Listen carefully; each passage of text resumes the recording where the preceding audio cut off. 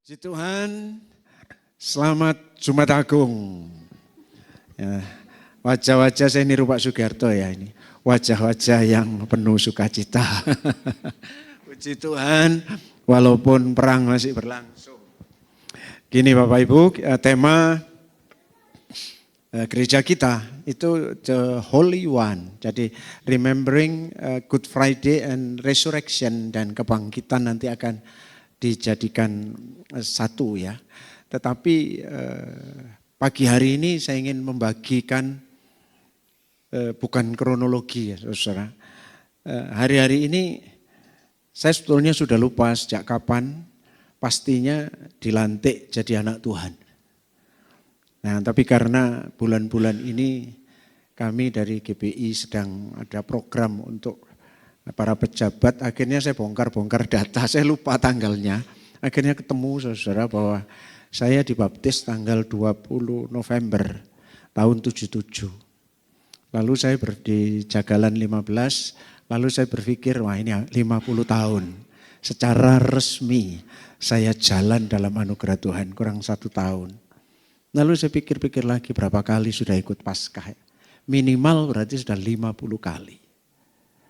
Lalu secara cerita itu bahasa Jepangnya itu ngelontok saudara.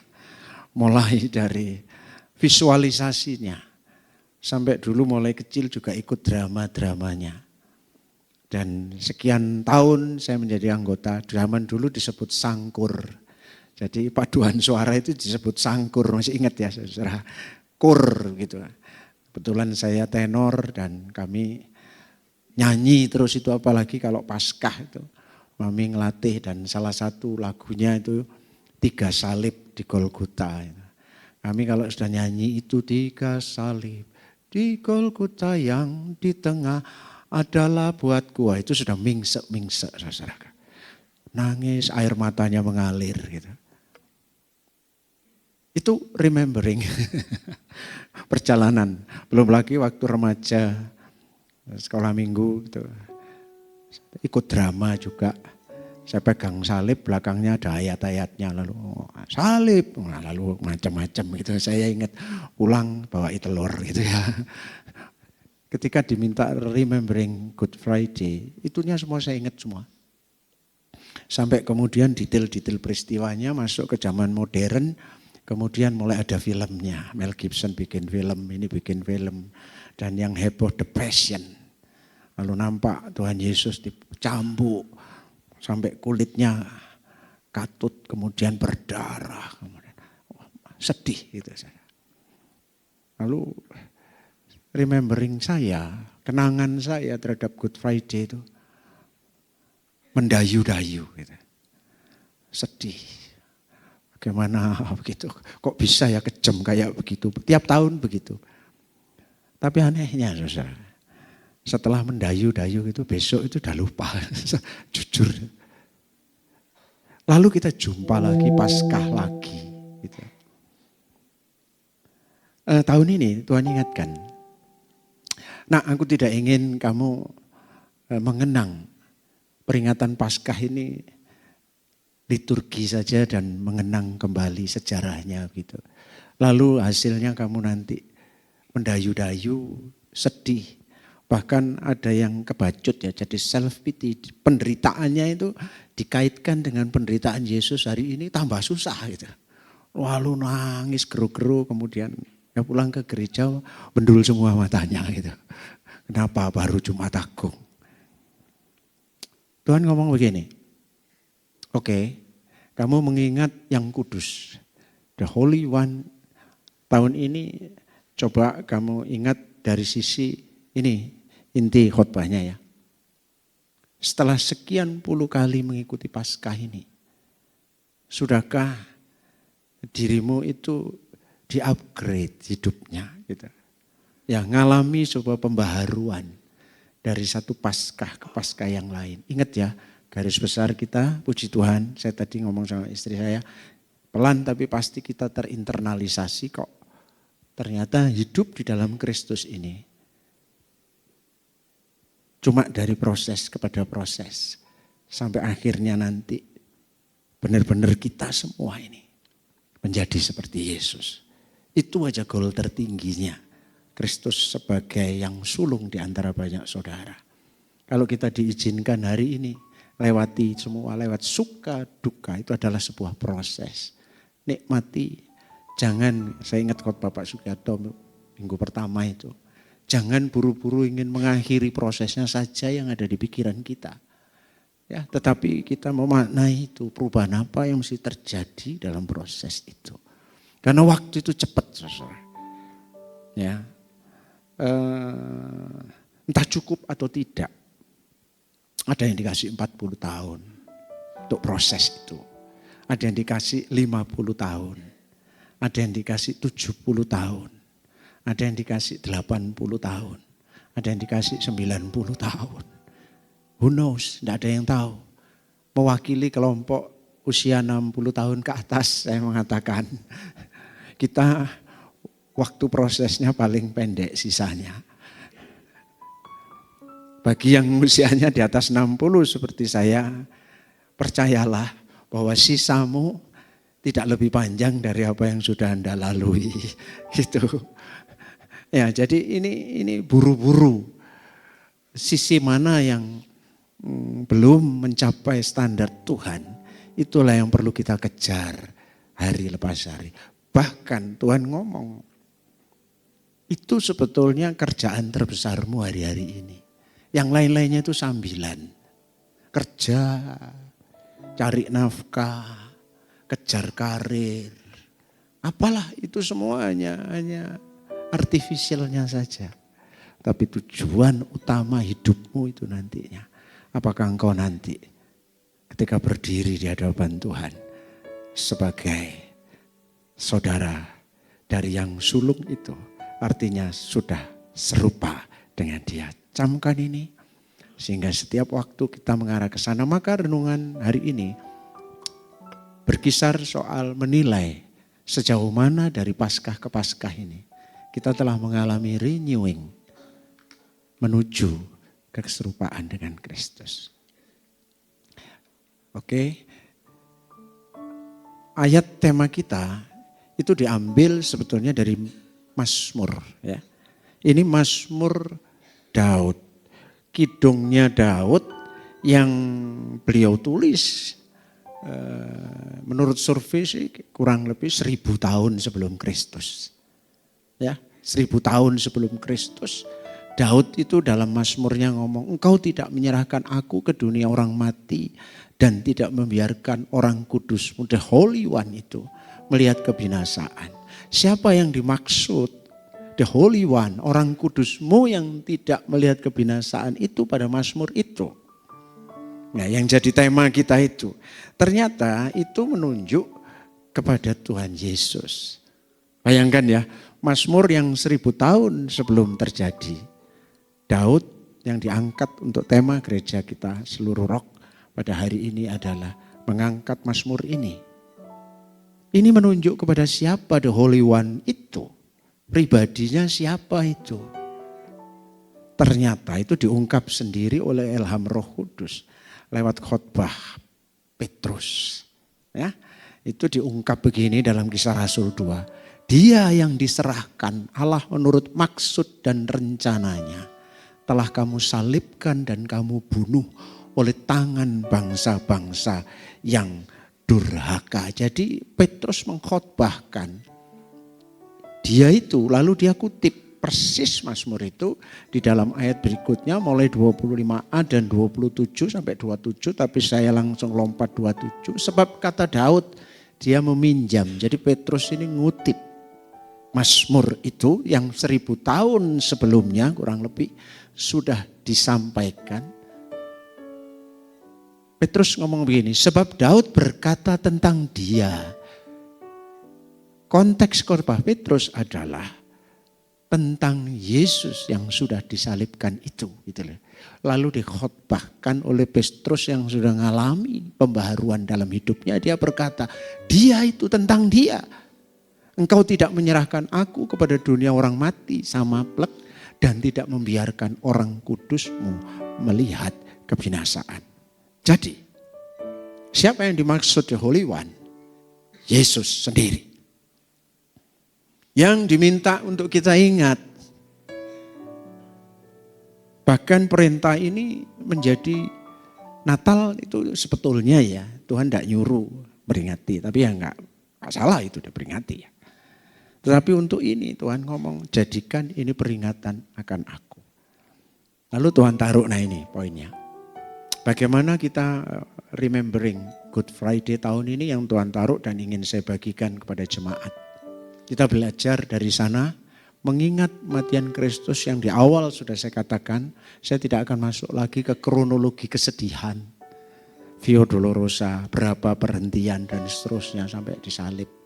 Kenapa? Karena Tuhan sendiri ngomong ketika para perempuan itu menangis, "Hai perempuan, jangan nangisin aku, tangisi dirimu sendiri," itu loh.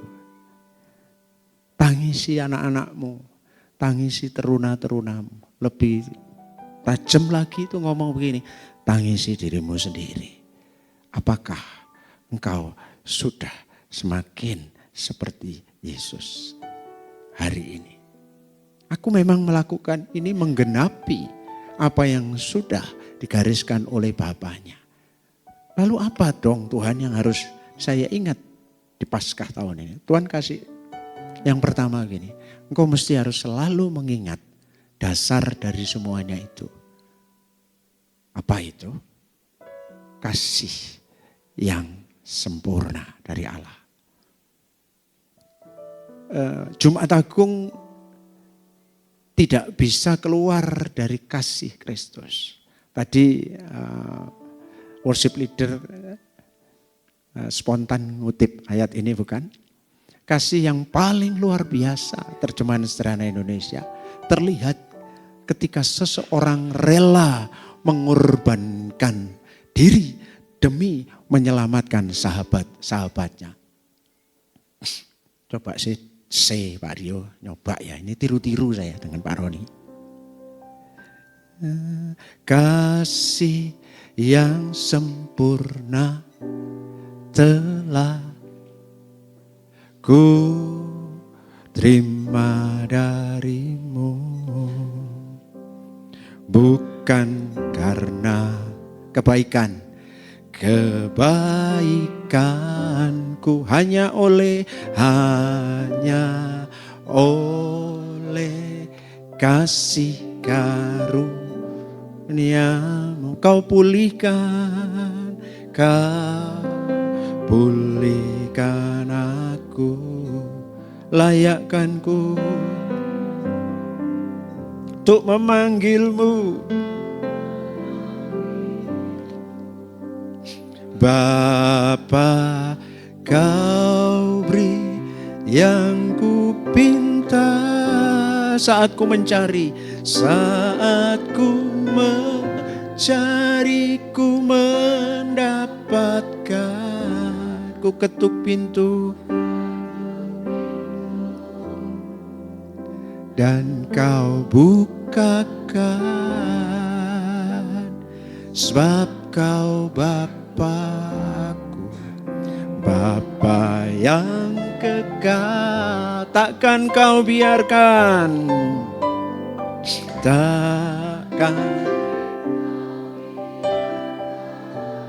bisa internalisasi kasihnya.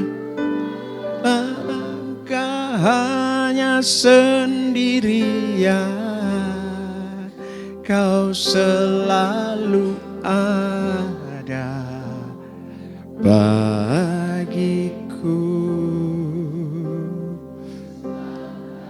Bapakku, Bapa yang kekal. Hal pertama yang mesti harus kau upgrade terus setiap hari. Setelah masuk Paskah, Perpaskah, dan diperjumpakan lagi dengan Jumat Agung tahun ini. Sudahkah bagian pertama ini? Kasih Allah yang sempurna itu punya sambutan yang sama. Bahwa kita makin hari makin mengasihi Dia lebih dari waktu-waktu yang lalu. So simple. Tanda kemajuan rohani tertinggi adalah Apakah makin hari kita makin mengasihi Tuhan dan makin tidak mau membuat hati Tuhan sedih? Jawab Yesus. Makanya lahir hukum yang terutama. Kalau Tuhan sudah mengasihi kita, yuk remembering kita yang pertama. Apakah saya juga sudah mengasihi Tuhan dengan segenap hati, dengan segenap jiwa, segenap akal budi dan pikiran kita? Apakah Tuhan telah memperoleh seluruh kasih kita? Atau hari ini masih banyak terbagi, kasih itu masih lebih banyak untuk aku, karir, keluarga, tujuan-tujuan sementaraku. Sementara kasih akan Tuhan belum sepenuhnya. Ingat loh, Dia sudah terlebih dahulu mengasihi kita. Maka perlu kita ukur yang paling pokok ini. Yang terbesar nanti. Tuhan boleh melihat imanmu, pengharapanmu. Tapi pada akhirnya yang terbesar adalah kasih. Yang Tuhan lihat dalam hati kita. Ini apa sih maksudnya ini? Saya ingat KLC yang lalu, Dr. Peter Tensi itu ngasih sebuah ilustrasi bagus. Sekarang yang muda-muda ya, perempuan-perempuan, saya kasih tanya. WL lah, atau teman-teman PW ya, atau yang muda-muda. Ya. Kalian punya suami yang baik hati. Amin enggak? Ayo aminkan ya. Amin. Setia? Setia. Tanggung jawab? Iya. Jadi imam yang baik di rumah? Loh kok wedi gak bisa jawab? Ayo perempuan saja. Katakan dengan iman, itu profil suamiku. Oke? Clear ya? Lalu pada suatu hari suamimu yang baik itu, Dian aja deh yang tak tanya. Dia ngomong, suamimu yang baik itu, Mah, aku besok diizinkan enggak mau kencan sama mantan terindahku? 1 jam saja. Kasih aku waktu sebulan sekali untuk ketemu mantan terindahku itu. Enggak ngapa-ngapain kok. Enggak ada intercourse, sorry to say. Tidak ada pegang tangan. Tidak ada cipika-cipiki. Cuma kami mau dating berdua di kafe. Pandang-pandangan saja.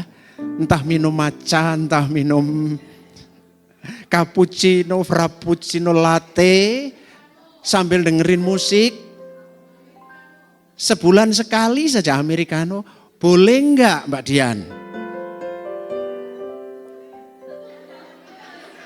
Bukan mantan terindahnya suamimu.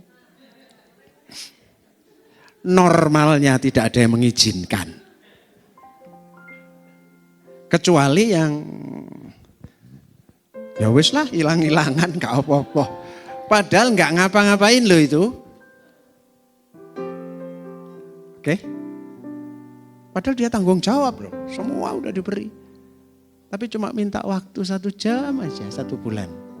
Ketemu dengan mantan yang paling berkesan itu. Anda rela enggak? Ibu-ibu? Nehi katanya. Ya itu jawabannya singkat. Nehi. So, itulah yang diminta oleh Tuhan atas hidupmu. Yang dimaksud kasihi Tuhan Allahmu sepenuh hati, sepenuh jiwa. Tuhan sedang ngomong kayak gitu. Jadi kalau Tuhan, kita sudah ngikut Paskah Jumat Agung berkali-kali, lalu masih tetap terbagi. Bisa ngerasain perasaan Tuhan? Makanya ketika hukum terutama ini lahir, itu lahir dari kesadaran itu. Setiap hari Tuhan maunya kita itu close dengan Dia. Ada lagu saking ya saya senang close to you. Itu lagu keren banget ya. Jadi dekat. Sudahkah takaran itu seperti itu? Perasaan mbak-mbak, ibu-ibu tadi itu kenakan ke Tuhan terhadap kita. Kita gak bisa ngomong, Tuhan aku sudah ke gereja seminggu. 5 kali aku sudah melayani, aku sudah perpuluhan, aku sudah semua. Tapi boleh ya Tuhan ya, aku sedikit aja membagi hatiku buat yang selain Engkau. Perasaan manusia normal aja tidak izinkan. Apalagi Tuhan. Itulah yang dimaksud. Remembering di Jumat Agung ini. Kita harus lebih lagi mengasihi Tuhan. Lebih dari waktu-waktu yang lalu. Yuk poin pertama kita katakan sama-sama. Amin. Yang kedua, apa yang mesti harus kita contoh dari Tuhan? Dia rela melepas ego. Paskah itu, Jumat Agung itu bicara soal ini loh. Mau mundur lagi sebentar, yang minggu lalu dirayakan oleh sebagian besar gereja-gereja Aras utama sebagai Minggu Palma, minggu terakhir sebelum Paskah. Itu kalau ditarik mundur ke belakang. Tuhan Yesus sejak waktu itu Yesus mulai menyatakan kepada murid-muridnya bahwa ia harus pergi ke Yerusalem. Perhatikan, pergi ke Yerusalem, harus pergi. Saya ambil angle-nya dari sini saja. Walaupun sebetulnya menurut Filipi ia yang tidak menganggap kesetaraan dengan Allah sebagai hak yang harus dipertahankan. Tapi mengosongkan diri turun jadi manusia. Sejak kekekalan sudah begitu. Tapi di momen Paskah ini sejak itu aja. Sebenarnya Tuhan sudah ngomong ketika dia mengatakan aku mau ke Yerusalem. Mau masuk ke Yerusalem. Bukan tidak ngerti, dia ngerti bahwa di Yerusalem dia akan menanggung banyak penderitaan. Orang Jawa bilang ulo marani gepuk. Dia ngerti bahwa ketika masuk ke Yerusalem, kejadian-kejadian di Matius 16:21 akan terjadi atas dirinya. Tapi itu tidak menyurutkan langkah Kristus. Inilah yang dimaksud dia rela melepas ego. Maka itu dibuktikan ketika kemudian Minggu Palma kemarin dia masuk ke Yerusalem dengan gagah. Orang banyak yang sangat besar jumlahnya menghamparkan pakaiannya di jalan. Ada pula yang memotong ranting-ranting dari pohon-pohon dan menyebarkannya di jalan. Dan orang banyak berjalan di depan Yesus dan mengatakan Hosana. Agak ironi ya ini. Tuhan selamatkan jiwa kami sebetulnya. Tapi dinaikkan Hosana bagi anak Daud. Diberkatilah dia yang datang dalam nama Tuhan. Hosana di tempat yang maha tinggi. Dan Yesus membuktikan itu.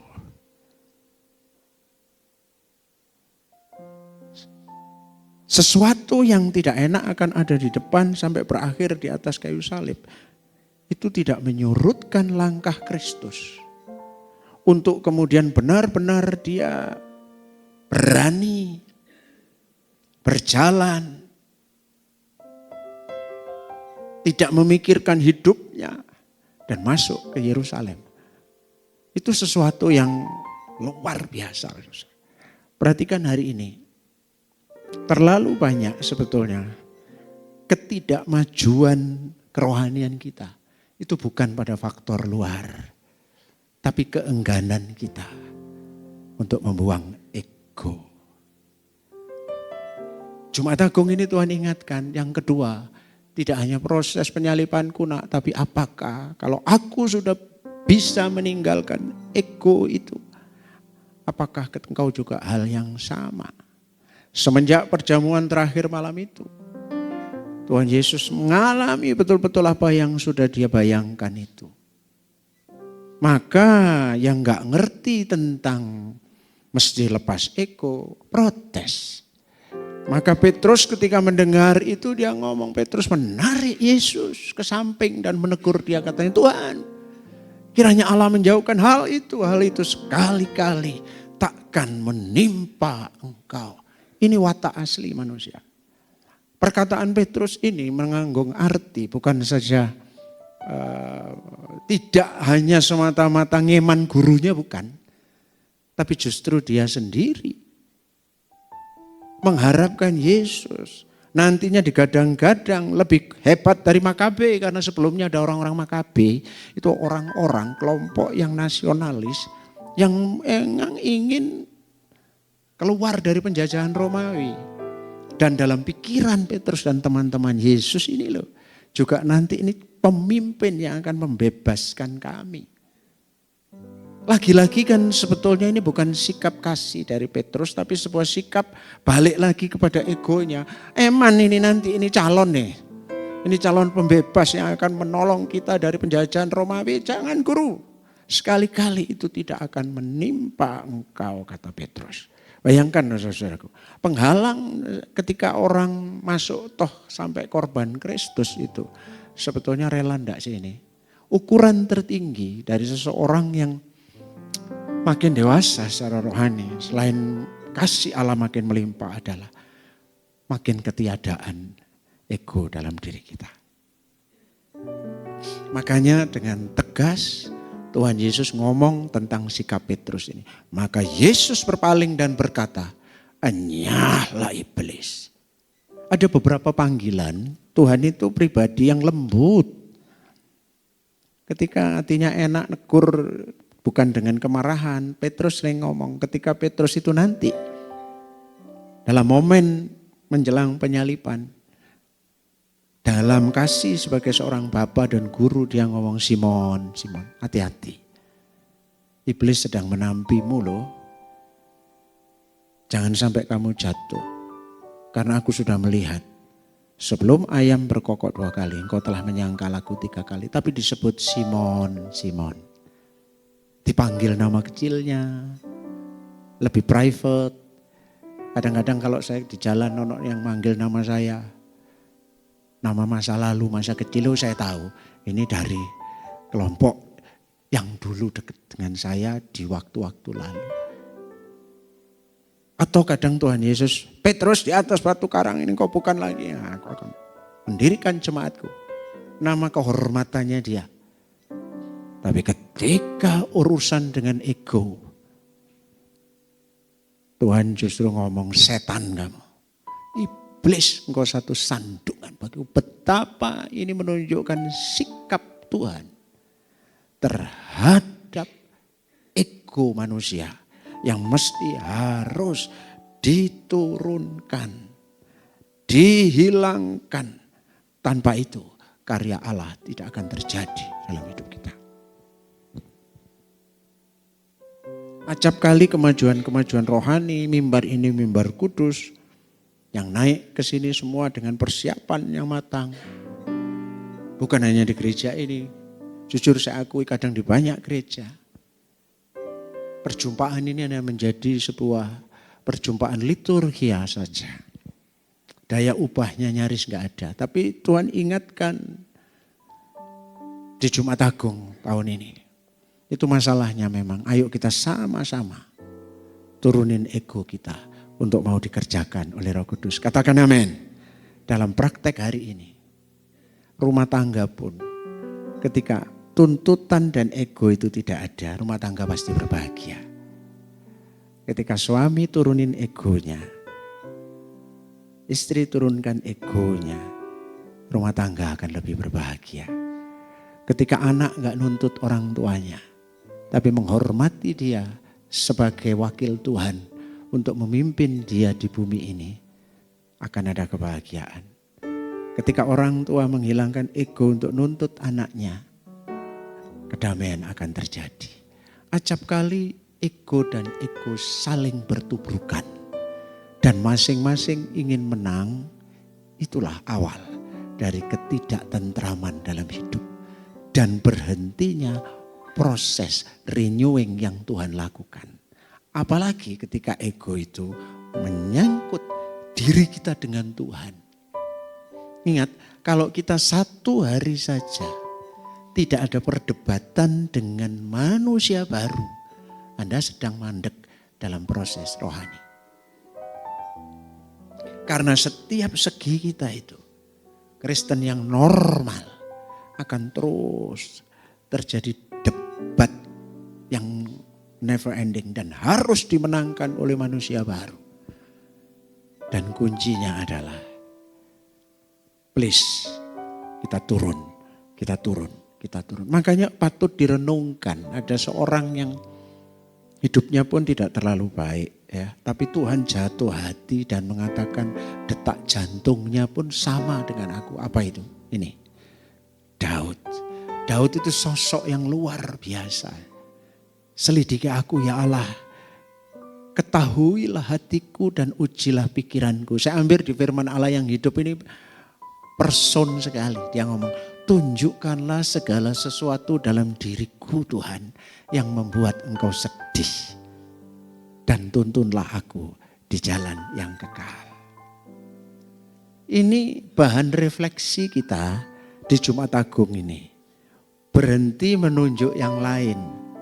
Suami berhenti nunjuk istri. Istri berhenti nunjuk suami. Suami, istri berhenti nyalain anak-anak mulu. Hei anak-anak, jangan salahkan orang tuamu. Kau mesti ngomong pada diri sendiri kayak Daud itu. Tunjukkan Tuhan kalau begitu segala sesuatu yang membuat engkau sedih. Dan lalu kita berubah oleh karena Tuhan. Kok sunyi? Katakan amin. Bukankah ketidaktentraman dalam hidup itu karena gak ono sing gelem ngalah? Wong salah diarani ora salah. Apa ya lagu apa itu? Suwe-suwe sapa wonge sing betah. Itu yang kita mainin. Lalu kita bales. Itu sebetulnya cuma permainan ego saja. Lebih baik di Aryo. Selidiki aku, lihat hatiku, apakah ku sungguh mengasihimu Yesus. Poin pertama tadi, kalau sungguh mengasihi, terus lanjutkan. Lah, dan menilai hidupku tak ada tersembunyi bagi. Oke Tuhan, gua mau turunin ego. Lalu kita ngomong, telah kulihat kebaikanmu yang tak pernah habis di hidupku. Oke Tuhan, gua turunin ego dan aku mau berjuang. Ku berjuang sampai akhirnya kau dapati aku tetap setia. Ukuran seseorang yang telah berhasil menghayati korban Kristus, dia makin tidak ada. Dan yang ada adalah Kristus. Ingat renungan 2 minggu yang lalu oleh Bapak Gembala.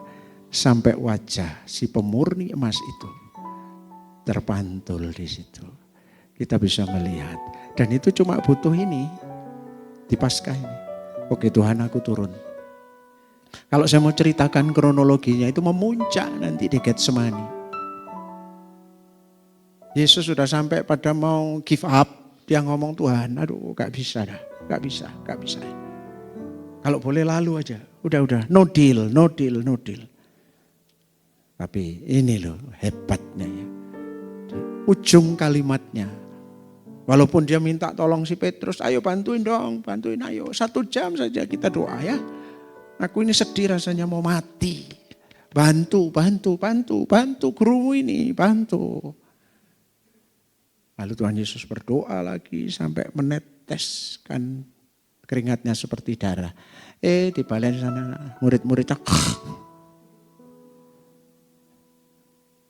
Even though itu nurunin ego hanya untuk doa aja gak mau. Padahal gurunya lagi bertaruh nyawa. Padahal gurunya lagi apa ya.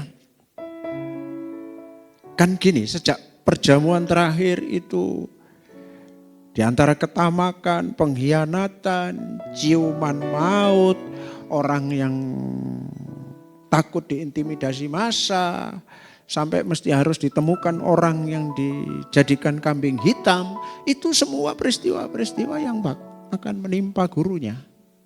Tapi toh tetap yang namanya ego tetap ego. Tidur sampai akhirnya Tuhan ngomong, ya sudahlah.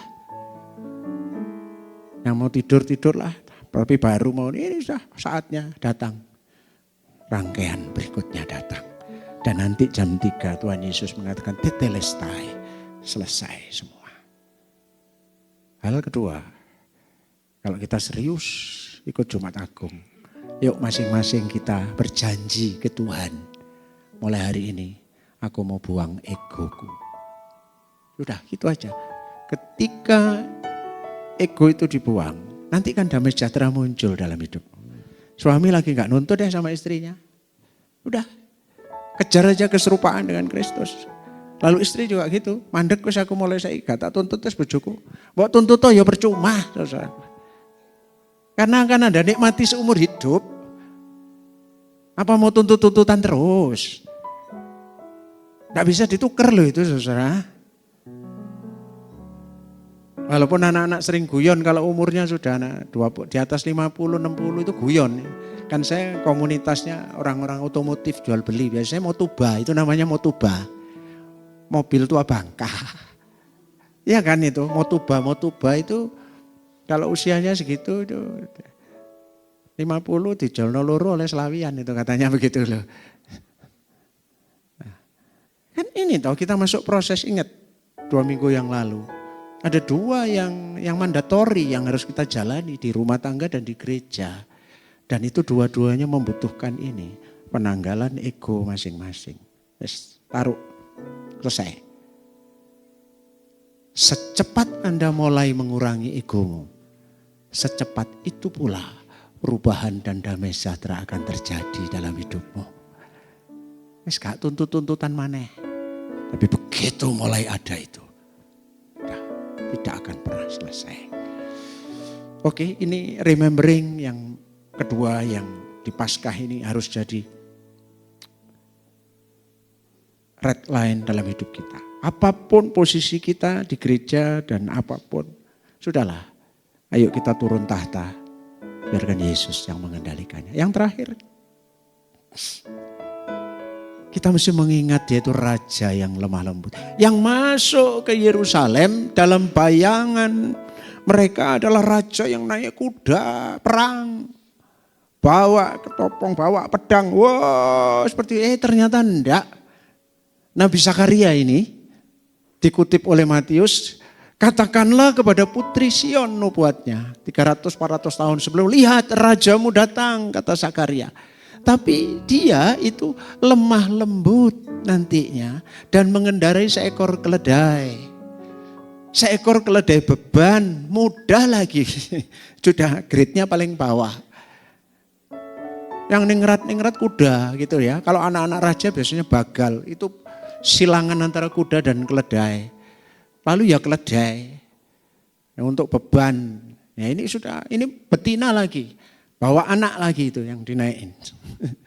Jadi ini menunjukkan apa? Yesus itu masuk itu benar-benar dalam posisi yang benar-benar sederhana. Menunjukkan kelemah lembutan, menunjukkan kedamaian. Menunjukkan bukan yang wah berangasan gitu ya. Bukan raja yang begitu. Ini ya remembering ketiga ini yang perlu kita butuhkan dari Paskah ke Paskah. Apakah kita jadi anak-anak Tuhan, warga kerajaan, singkatnya gini loh, yang makin hari makin memiliki kelembutan hati di hadapan Tuhan. Ukuran rohani salah satunya adalah orang yang rohani itu makin lembut, makin tenang, makin stabil. Makin tidak gampang emosi. WA, chat dan omongannya makin gak tanda seru terus dan huruf besar. Apalagi merah gitu ya. Tapi makin kalem. Saya diingatkan loh, Paskah Jumat Agung ini sebetulnya apakah you Andreas kamu makin lemah lembut di hadapan Tuhan. Lalu Tuhan makanya ngomong gini, pikulah kuk yang kupasang. Belajarlah padaku, karena aku ini lemah lembut dan rendah hati. Seruan Jumat Agung tahun ini. Apakah kita tambah sabar?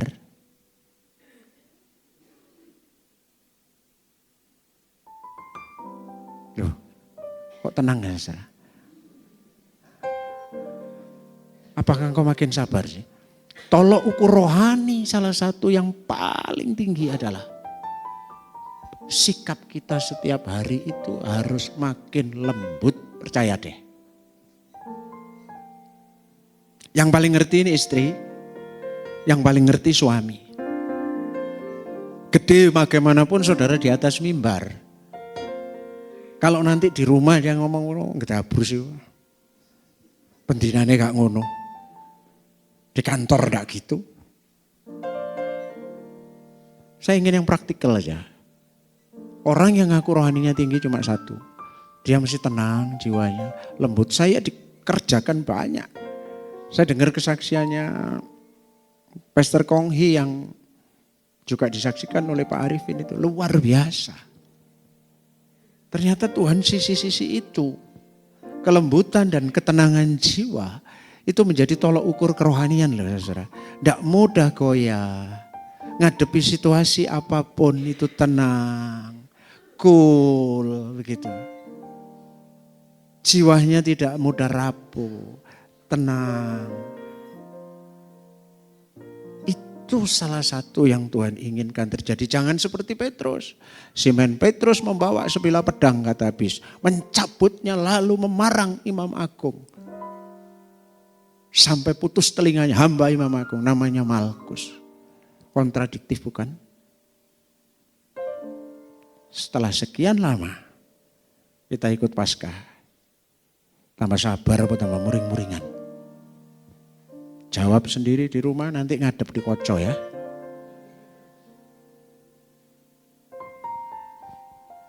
Apakah kita masih tetap kekerasan baik verbal maupun tertulis? Atau sikap kita? Saya di sini paling bisa bersaksi karena saya pelakunya. Kayak saya lihat Petrus itu ya kayak saya. Tapi coba tanya Bu Andrea sekarang. Loh ngomong wongi loh saudara. Loh saya berani. Dia enggak tak atur. Dia paling enggak bisa diatur untuk ngikut saya. Angel tatanannya ayo. Tapi tanya langsung sekarang. Andreas saiki ya apa? Gampang ngalah apa sih tetep? Tanyakan anak-anak. Saudara bisa tiba-tiba datang pilih salah satu kantor. Banding no Andreas dengan 3 tahun yang lalu saja. Dengan sekarang sabar mana. Saya di RT 6 itu pendeta saudara. Karena mereka tahu karakter saya. RT yang lama itu pernah saya ajak geger kan. Lalu setelah dia lengser, saya dicalonkan jadi ketua keamanan. Bayangkan. Yang ngurusi satpamnya Araya. Di belakang plaza sampai deket Blok O situ. Itu saya. Seksi keamanannya membawai satpam. Loh, saya itu sampai tersinggung secara rohani. Pendeta kan mestinya doa yang lembut-lembut. Oh, rupanya mantan RT yang lama ini tahu iki bebet iki wis. Dan begitu ada anjingnya tetangga keluar, saya datangi. Wah, puas semua warganya. Ono Pak Andreas aman kampung. Itu ya. Iya loh, ada orang anjingnya keluar saya datangi. Iso kiri, masukan, masuk. Terkenal sampai sana-sana, aman. Malam keluar, lihat lawang-lawang gak dikunci. Lang, aduh. Pikir-pikir pendeta tak preman ya. Tapi begitu ngerti bahwa arah kerohanian itu bukan begitu. Bukan enggak berani loh, beda loh ya. Kalau memang gini, asalnya memang bukan pedian ya itu angel sudah. Atau memang orang yang wataknya pendamai, hijau yang gak mau geger gitu. Tapi ini sekarang masuk kepada level berikutnya, kekuatan yang dikendalikan oleh Roh Kudus. Di manage, bukan tidak berani, tetapi ada pengendali yang lebih. Nah saudara, masuki level itu. Karena Yesus itu lemah lembut. Kalau enggak bisa belajar kepadaku karena aku lemah lembut. Kuncinya cuma ini. Hanya dekat Allah saja. Aku bisa tenang. Dan memiliki pengendalian yang firm. Hanya dekat Allahku. Ada kenang hatiku.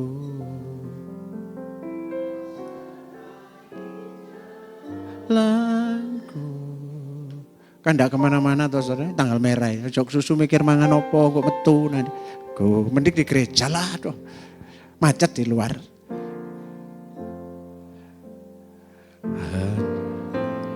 Dekat padamu. Loh, masuk ya. Ada.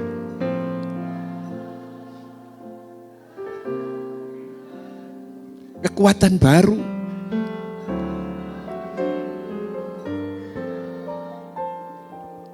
Oh, keselamatanku. Lalu lanjut, ku ingin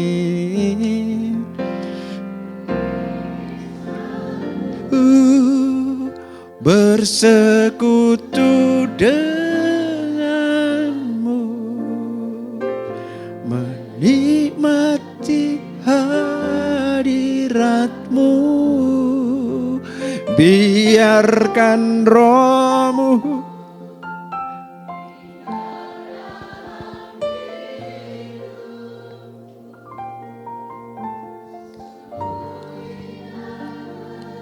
samamu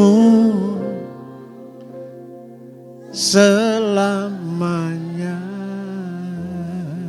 Ingat saudaraku, hasil 40 tahun padang gurun itu, manusia paling sabar di bumi, Musa namanya saudaraku. Hasil pengiringan pada Kristus, kesabaran, ketentraman hati, ketenangan jiwa.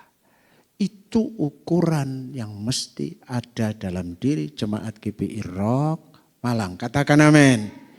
Suami sabar, istri sabar. Mulai besok, biar di rumah tanggamu bukan perdebatan yang ada. Karena egonya udah diturunin, lalu masing-masing sudah masuk memiliki kedekatan dengan Allah sehingga punya ketenangan batin. Bukan berarti nggak ada masalah. Masalah tetap ada. Tapi engkau akan menghadapinya dengan cara yang berbeda. Engkau akan tenang, sebentar. Ayolah duduk dulu. Tidak usah berusaha. Ya apa ya perang, perang tidak perang. Gak ngerti ya apa. Sudah yuk kita tenang. Jadilah tenang supaya engkau dapat berdoa. Hari ini susah ditemukan yang begini. Maka sehabis Paskah ini sebagai penatua saya ingin saudara. Hasilnya harus orang yang makin mengasihi Tuhan. Amin. Engkau harus makin tidak egois satu sama lain. Makin sabar, lembut, tenang. Saya masih tidak bisa make sense. Orang yang pengalaman pelayanannya begitu panjang, gelarnya begitu banyak. Ya, jemaatnya begitu melimpah. Wah, mau aneh ya. Aduh. Dia itu sedang dekat dengan siapa gitu. Salah satu indikator kedekatan dengan Tuhan itu ketenangan jiwa. Kesabaran, kelemah lembutan. Lalu ukur aja. Aku tambah kereng apa tambah enggak ya. Nanti kau mulai ya rasakno dhewe.